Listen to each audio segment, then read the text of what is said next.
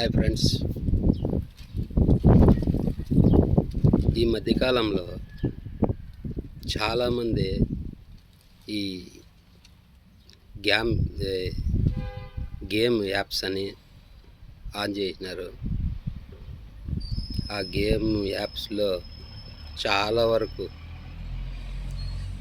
చిన్న వాళ్ళే, చదువుకున్న వాళ్ళే గేమ్లో అది వస్తుంది, గేమ్లో బాగా లాభాలు వస్తాయి, గేమ్లో నేను ఇంత సంపాదించిన అంత సంపాదించిన అని చాలామంది యూట్యూబర్లు, ఫేస్బుక్లో, ఇన్స్టాగ్రామ్లో అన్నిటిల్లో వాళ్ళు ప్రమోట్ చేయడం, వీళ్ళు చూపించడం, ఆ యాప్ ఎట్ట ఓపెన్ చేయాలి, ఇది నొక్కాలి, ఇది విత్డ్రాల్ చేసుకోవాలి అని చెప్పి చాలామంది మోసపోతున్నారు.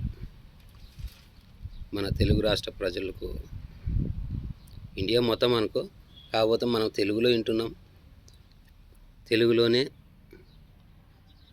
మన రెండు తెలుగు రాష్ట్రాల ప్రభుత్వాలు కొంచెం చూసుకొని దాన్ని బాగా ఆలోచించి ఆ గేమ్ యాప్స్ను డిలీట్ చేయించేట్టుగా చేస్తే చాలామంది పిల్లలు అంతా 25-35 లోపలనే ఉన్న వాళ్ళే ఈ గేమ్స్ ఆడుతున్నారు. ఫస్ట్లో గేమ్స్ ఏమో నాకు 5,000 వచ్చినాయి, 10,000 అంటున్నారు, 1,00,000 వచ్చినాయి అంటారు. ఆ తర్వాత ఇంకొక గేమ్ అలా ఆడుతూ వీళ్ళ జీవితాల్లో నాశనం చేసుకుంటున్నారు. అలా కాకుండా మన ప్రభుత్వాలు చర్య తీసుకోవాలని నేను మనస్ఫూర్తిగా కోరుకుంటున్నాను. దీనివల్ల పిల్లలు బాగుపడతారు. బాగా జాబ్ చేసేవాళ్ళే ఈ గేమ్స్ ఆడుతున్నారు. ఇంకా మిడిల్ ఫ్యామిలీలు ఏ విధంగా ఉంటాయి చెప్పండి. ఒక అతను అయితే నిన్న ఫేస్బుక్లో చూశాను నేను, రే తమ్ముడు, నేను చచ్చిపోతున్నారా, ఈ గేమ్ యాప్స్లో నేను బాగా నష్టపోయాను రా, ఈరోజు గెలుస్తా, రేపు గెలుస్తా, పోయిన డబ్బులు రికవర్ చేస్తా అని నేను ఆత్మహత్య చేసుకుంటాను రా, నేను సూసైడ్ చేసుకుంటున్నాను రా అని చెప్తున్నాడు. మరి అటువంటి ఘోరానికి మనం ఆనకట్ట వేయలేమా? మన ప్రభుత్వాలు వేయలేవా? మీరు పెద్దవారు అనుకుంటే చేయగలుగుతారు.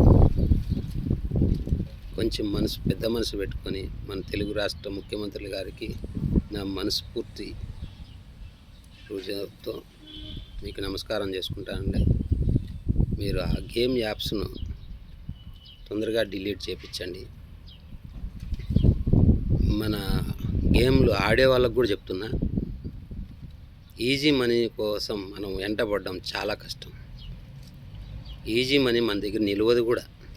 ఈజీ మనీ కోసం మనం ఆ గేమ్స్ ఆడడం, మనం నష్టపోవడం, మన పిల్లలు కూడా దానివల్ల బానిస అవ్వడం అనేది మీరు కూడా చాలా వరకు జాగ్రత్తగా ఉండాలి.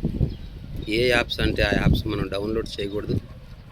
ఈ విధంగా మీరు నమస్కారం.